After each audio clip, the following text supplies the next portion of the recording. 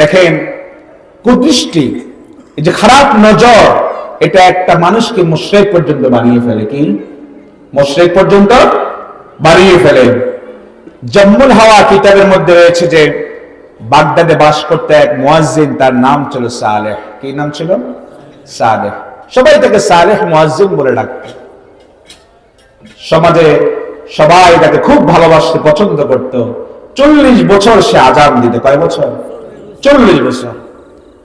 একদিন সালেহ মুয়াজ্জিন আযান দেওয়ার জন্য যখন মিনারায় উঠলো, তখন সে পাশের বিল্ডিং এ একটা সুন্দরী রূপসী নারীকে দেখলো। কাকে দেখলো? একটা সুন্দরী রমণীকে দেখলো। দেখার পরে তিনি সবকিছু ছেড়ে দিয়ে সেখানে চলে গেলেন।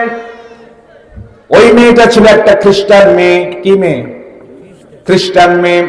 ওই মেয়েটার দরজায় গিয়ে তিনি নক টক টক করে আওয়াজ করলেন। ভিতর থেকে আওয়াজ আসলো। কে? বলল, আমি সালেহ মুয়াজ্জিন। ওই খ্রিস্টান মেয়েটা যখন দরজা খুললো, তখন সালেহ মুয়াজ্জিন ওই মেয়েকে স্পর্শ করতে চাইলো। তখন ওই খ্রিস্টান মেয়েটা বলে, আপনি এটা কি কাজ করছেন? আপনি তো আপনার আমানতের খেয়ানত করছেন, আপনার তো আমানতদার হওয়ার কথা। তখন সালেহ মুয়াজ্জিন বলল, তুমি যদি আমার কথা না শোনো তাহলে আমি তোমাকে মেরে ফেলবো। তুমি যদি আমার কথা না শোনো তাহলে আমি তোমাকে কি করব? মেরে ফেলবো। ওই খ্রিস্টান মেয়ে বলল, আচ্ছা তাহলে আগে আপনাকে আমার শর্ত মানতে হবে। সালেহ মুয়াজ্জিন বলল, কি শর্ত বলো? তখন ওই খ্রিস্টান মেয়ে বলল যে আপনাকে ইসলাম ত্যাগ করতে হবে। নাউযুবিল্লাহ।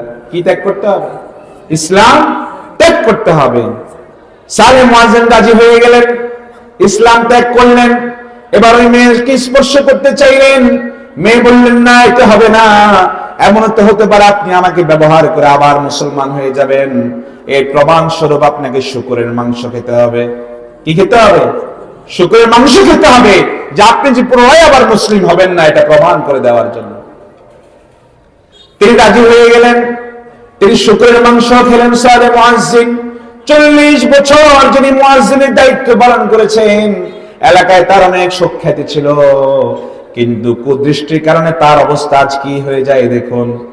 এরপর তিনি যখন শূকরের গোশত খেলেন, শূকরের গোশত খেয়ে তিনি মেয়েকে যখন স্পর্শ করতে গেলেন, তখন মেয়েটা দরজা বন্ধ করে দিল আর বলল, আপনি ছাদে গিয়ে অবস্থান করেন, অপেক্ষা করেন, আমার বাবা আসলে আমাদের বিবাহের ব্যবস্থা করবে। সালেহ মুয়াজ্জিন ছাদে চলে গেলেন, অপেক্ষা করতে লাগলেন।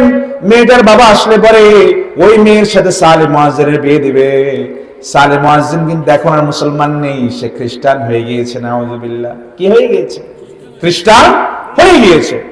হঠাৎ করে সালেহ মুয়াজ্জিন ওই বাসার ছাদ থেকে নিচে পড়ে গেল। পড়ে সে সেখানেই মরে গেল। কোথায় পড়লো? ছাদ থেকে নিচে পড়ে গেল। নিচে পড়ে সে মারাই গেল। তখন মেয়েটার বাবা যখন বাসায় আসলো, তখন মেয়েটা তার বাবাকে সব খুলে বললে, তার বাবা ওই সালেহ মুয়াজ্জিনের লাশটাকে একটা সাদা কাপড় দিয়ে তিনি মুড়িয়ে রাখলেন। এরপরে সকালবেলায় যখন জানাজানি হয়ে গেল, তখন সালেহ মুয়াজ্জিনের লাশটাকে একটা ময়লার স্তূপের মধ্যে রাখা হলো। নাউযুবিল্লাহ।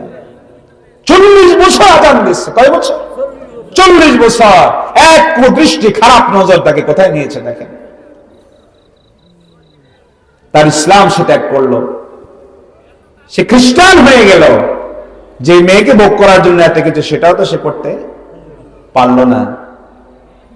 এরপর দুনিয়া থেকে বিদায় নিল। কি অবস্থায় মারা গেল? খ্রিস্টান অবস্থায় মারা গেল।